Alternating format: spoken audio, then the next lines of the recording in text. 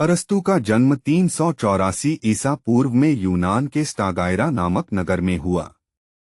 उनके पिता निकोमैकस मकदूनिया के राजा के निजी चिकित्सक थे। अरस्तु कम उम्र में ही अनाथ हो गए और बाद में एथेंस जाकर प्लेटो की अकादमी में पढ़े। प्लेटो उनके गुरु थे और अरस्तु 20 साल तक उनकी अकादमी में अध्ययन करते रहे। अरस्तु ने तर्कशास्त्र, लॉजिक, राजनीति, पॉलिटिक्स, जीव विज्ञान, बायोलॉजी, साहित्य, पोएटिक्स और दर्शन, फिलॉसफी पर गहरा काम किया। उन्हें लॉजिक का जनक कहा जाता है क्योंकि उन्होंने तर्क की औपचारिक प्रणाली विकसित की। उनके विचारों ने सदियों तक विज्ञान और दर्शन को प्रभावित किया। अरस्तु ने प्रकृति के अध्ययन पर जोर दिया और अनेक पशुओं का वर्गीकरण किया। उन्होंने मेटाफिजिक्स में अस्तित्व और वास्तविकता पर विचार किया। अरस्तु ने एथिक्स, नैतिकता में सुवर्ण मध्य मार्ग, गोल्डन मीन का सिद्धांत दिया, जिसमें जीवन का संतुलन सबसे श्रेष्ठ माना। उन्होंने राजनीति में कहा कि मनुष्य राजनीतिक प्राणी, पॉलिटिकल एनिमल है।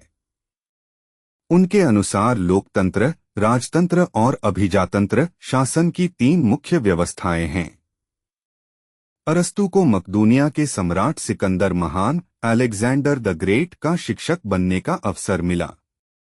सिकंदर ने अपने गुरु से ज्ञान प्राप्त करके विशाल साम्राज्य स्थापित किया। अरस्तु ने लाइसियम नामक अपना विद्यालय स्थापित किया, जहां वे विद्यार्थियों को पढ़ाते थे। उन्होंने साहित्य में काव्यशास्त्र, पोएटिक्स लिखा, जो नाटकों और कविताओं का पहला व्यवस्थित अध्ययन है। अरस्तु का मानना था कि ज्ञान का उद्देश्य केवल जानना नहीं बल्कि जीवन को बेहतर बनाना है। उन्होंने प्रकृति, राजनीति और तर्क पर अपने विचारों को ग्रंथों में लिखा, जो बाद की पीढ़ियों तक पहुंचे। 322 ईसा पूर्व में उनकी मृत्यु हुई। उस समय वे 62 वर्ष के थे। अरस्तु को आज भी दर्शन, विज्ञान और राजनीति का महान आचार्य माना जाता है।